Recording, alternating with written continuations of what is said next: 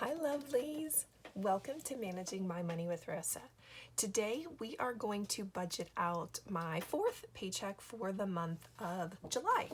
This is my husband's paycheck, so it goes into mostly cash funds, sinking funds, and a little bit of savings challenges, but it totally funds all of our cash funds. If you are new here, please take a second, hit subscribe down below. I'd really appreciate it. My channel is about my personal budgeting journey, my spending plans, my monthly budgets, how much I'm spending on bills. It's about my debt. It is about sinking funds, cash funds, savings challenges, and a little bit about dividend investing. If any of that sounds of interest, please take a second, hit subscribe down below. If you are a subscriber, thank you so much for coming back and spending a little bit more of your time with me. I appreciate it so much. And everybody, please take a second, hit that thumbs up button down below. I'd really appreciate it. So I have not bought into anybody's budgeting system as of yet. I have tried a couple off camera. I can't quite make them fit what I like. So I continue to use this and I keep trying different strategies on how to do a budget, but you kind of get stuck on something, you like the way you do it, and then trying to make it align with what somebody else does just doesn't work. If you don't have a budgeting system, there are a handful of free things out there available to you. The Budget Mom actually has a great free template for you to get started to see where you're spending all of your money. It's just a monthly one, but it's still really nice to be able to stop and look. You can print it, you can use it digitally, whatever you would like, but I have kept everything inside of a composition book for basically the last 20 years.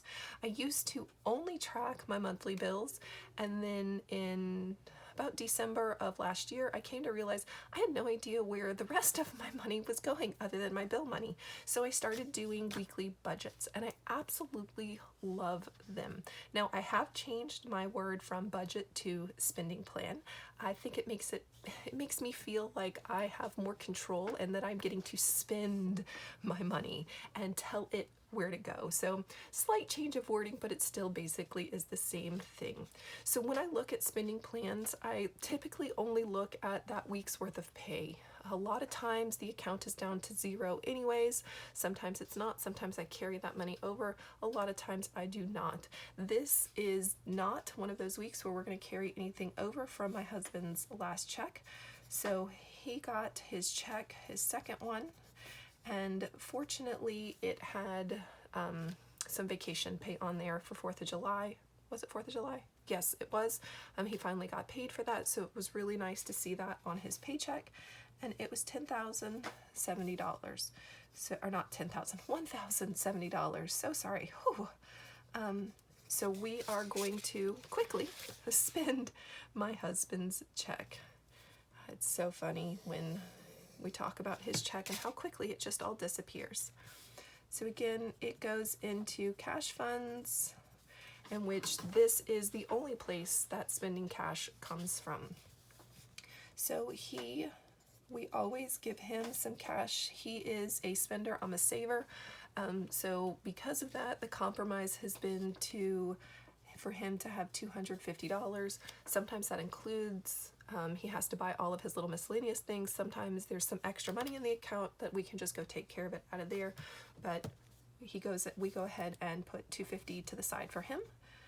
Fast food also gets money. My attitude is if you're going to spend it, budget for it. So we put $100 in, and that's for every 2 weeks. Gas, instead of putting that in the money that I spend, it's just something that's separate. This $50 is for my gas, for my car only, not for both of our cars, just for mine. Groceries, we put $220 in now. Inflation, prices rising, we've had to up this. We're probably going to have to continue to up it, but really I need to see where my husband's checks balance out at. So that's groceries. Our youngest gets a minimal allowance. Oh, and then I almost wrote minimal allowance. $10. Paper goods. I try to keep this separate from my groceries so that I know it's strictly getting spent on groceries and it's strictly getting spent on paper goods. And this time we're going to put $20 over there. It fluctuates between 20 and 25 a month. We have a cute little Chihuahua Dachshund mix, so we like to put some money to the side for her. My husband also has a slight addiction to feeding the birds. During the summer, it's not as much as it is during the winter, so we try to build up money in the pet account for some of those things. The RV, when we purchased it, we agreed this would come out of his check. So part of what he works for is to pay the RV every month. Just a compromise. It is the only bill he pays, but I pay it in cash, so it's part of my cash funds. I get a little bit of cash. Unfortunately, this money basically has already been spent. I got a ticket. I ran a red light. I didn't mean to, but I got a ticket, so I'm gonna work on taking my cash and paying for that ticket. I know, not so much fun. And then the last one for cash are our toiletries. Again, like paper goods, I try to keep it out of my grocery money so that I know that when I buy groceries, that's all I've bought are groceries, and anything else is coming out of somewhere else. So that's $15. I then like to add all of this together. So that gave me a total of $795 going into our cash funds, which leaves me with $277 to continue to spend. I already can't see the line on that side, so we'll do it there. All right, up next are our sinking funds. Some of these are recurring. Some of these I try to put a little bit of money in, and the first one of those is put a little bit of money in. I know that we are coming due on oil changes, so need to start putting a little bit money to the side for those, so we're going to put $10 in. We are working on Dave Ramsey's 7 baby steps. We are on step 2. Step 1, save $1,000. We have that saved. Step 2, pay down your debt as fast as you can. So that is what we are doing. So every one of my husband's paychecks, I take a little bit and put it towards debt pay down so that we can pay that RV off a little bit faster. Emergencies. We're going to put $5 more to the side for that. Family birthday is one thing that I do put money in from every one of my husband's paychecks to the side, and that's because we like to have $100 birthdays, so $25 twice a month is $50. 50 times 12 months is that $600, so it's nice to put it to the side. I know that I'm going to have it when it's birthday time. Savings, I'm going to put 15 to the side. I think I'm going to start to up this to 20, depending on how his checks continue to look. If they continue to be that 1,000 or more, we're going to up this from 15 to 20. All right, tag. This again, like family birthdays, is a recurring sinking fund. I know that I'm going to have to spend tag money, and it's really hard to come up with 4 tags at one time, so putting that little bit to the side every month helped me go into the DMV when tags were due recently, and I could just pay for all of it in cash, done, out, and away we went happy. 25th anniversary is coming up sometime next year, and we would like to do something special. Not certain exactly what that is, but we will work on figuring that out. So put $7 to the side for that. And then I have a whole bunch of $2 sinking funds. There actually are 18 of them, in which we're going to set $36 to the side for all of those. All right, and that is a total of $118 spent. When I subtract those two, I now have $159 left to spend. And that, a good chunk of it, we are going to put into savings challenges, and then the rest of it we're going to leave to the side. More than likely it's going to pay for gas for my husband. All right, so savings challenges. I have a nickel savings challenge, which we're going to put $5 in. I have a 25-cent challenge. We're going to put $2 in. I have a 50-cent challenge, in which I'm going to put $2 in. I have a $1 savings challenge. We're going to put $5 in it. I have a $5 savings challenge.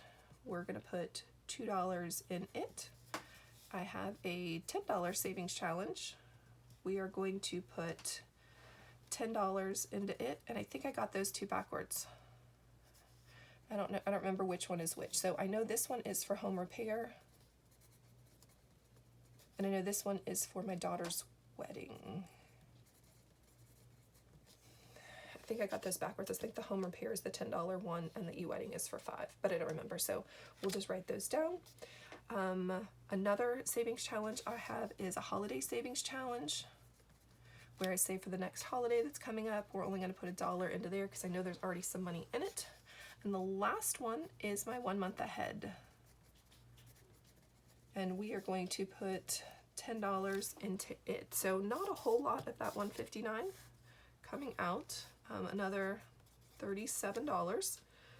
And then when I subtract that, that gives me $122 remaining.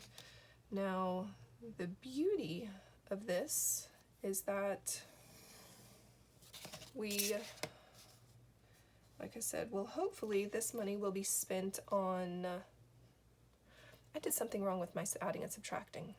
I did, all the way back up to here. Shame on me. Oh, my goodness. See, and this is what happens.